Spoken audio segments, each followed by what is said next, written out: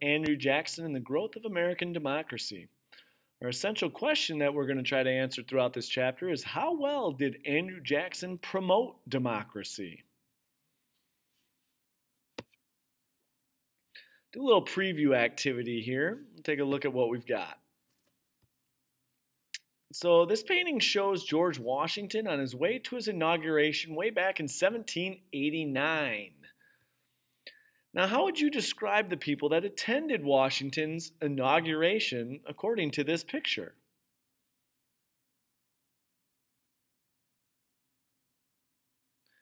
If you said they look like they have fancy clothes on, which might tell us that they are some of the wealthy elites, I would tend to agree with you. Now, we've got a song here named Hail Columbia, and this was first performed at Washington's inauguration. I want you to listen to this and follow along and see if you can come up with some adjectives to describe the song's mood.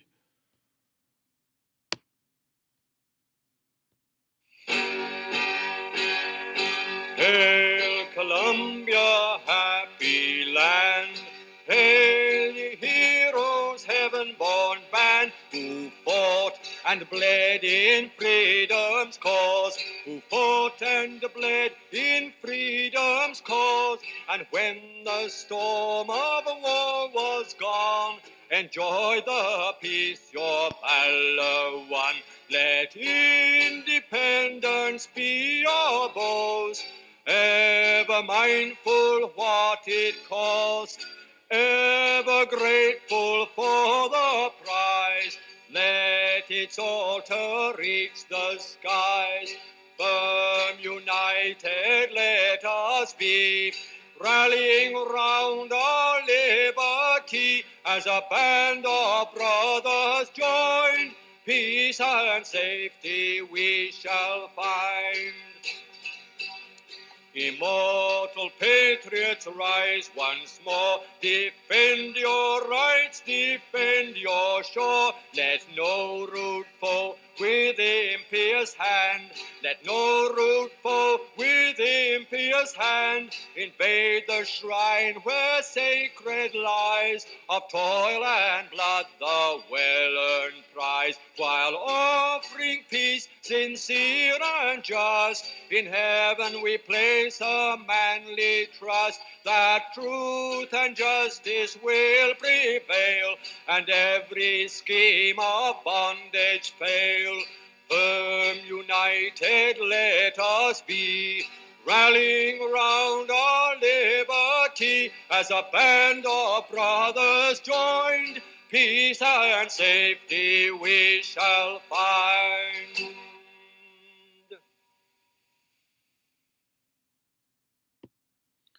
All right, so what adjectives would you use to describe that song's mood?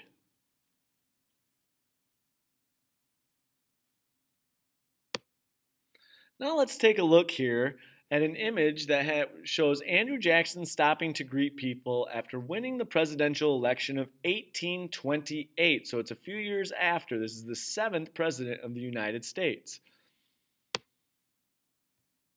How would you describe the people in the image that supported Andrew Jackson?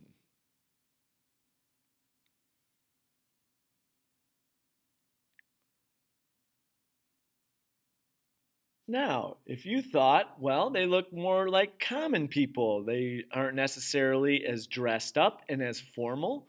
You notice the location is a little bit different, so that tells us something that maybe this is away from one of the main city centers where a lot of the wealthy lived.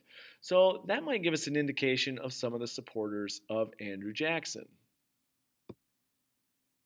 Now, I'd like you to listen to another song. This song is entitled The Hunters of Kentucky, and this was written for Jackson's presidential campaign. And it celebrates his military leadership in the War of 1812. Again, let's see if we can come up with some songs or some adjectives to describe the song's mood. Hail, gentlemen and ladies fair, that grace this famous city. Come listen if you've time to spare, while I rehearse this ditty. And for the opportunity, consider yourself lucky. It is not often that you see a hunter from Kentucky. Oh, Kentucky, the hunters of Kentucky. Now you all did read in the public prints how Pakenham attempted to make our Hickory Jackson wins, but soon his scheme repented. Jackson, he was wide awake and he wasn't scared at trifles. Oh well, he knew what aim we'd take with our Kentucky rifles. Oh, Kentucky, the hunters of Kentucky. Well, a bank was raised to hide our breasts, not that we thought of dying, but that we always like to rest, lest our game is flying. Behind it stood our little band, and wished it to be greater. Every man was half a horse and half an alligator. Oh, Kentucky, the hunters of Kentucky. Well, the British found 'twas vain to fight where lead was all their booty, and so they wisely took to flight and left us all this beauty. So if danger e'er annoys, remember what our trade is. Send for us Kentucky boys and we'll protect you ladies. Oh, Kentucky, the hunters of Kentucky.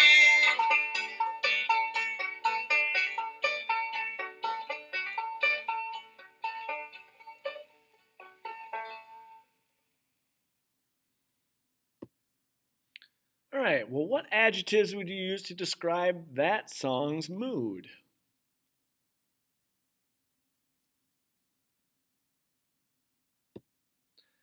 How do you think Andrew Jackson's presidency might have differed from that of George Washington?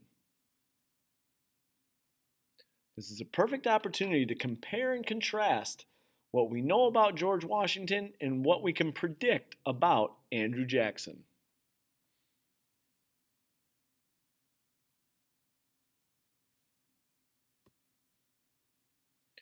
What I want you to do next is find your worksheet, your interactive student notebook for Chapter 14. You can find it in the Edmodo folder entitled Chapter 14, or if you have a paper copy, now is a perfect time to jot some of these questions down. So the questions you're going to ask are toward the bottom of the first page. What are two adjectives to describe the song's mood? What story does the song tell? And what qualities does the song suggest would make Jackson a good president? Write those down maybe on a separate sheet of paper or in a little spot and see what you can come up with. The presidential election of Andrew Jackson ushered in a new era of politics. Jackson was a war hero. He was also a self-made man who said that the common people should control their government. Let's find out how well Andrew Jackson promoted democracy during his presidency. So you're going to want to locate the key content terms for this section in your interactive student notebook. On the top of page 2, you're going to notice there's a list. The list is as follows. We've got civil servants, spoil system, tariff, secede, trail of tears. And we add one more, which you'll notice there, which is Jacksonian democracy. Make sure you get these definitions written down, whether you use a Quizlet or some other flashcard app, or you're more than welcome to use one of the linking vocab strategy sheets. These are important terms that will help you understand really the main ideas of Chapter 14. So I want you to read through Section 1. I want you to use the photograph also to help you propose some possible answers to the essential question. So you're going to be making some predictions. How well did Andrew Jackson promote democracy?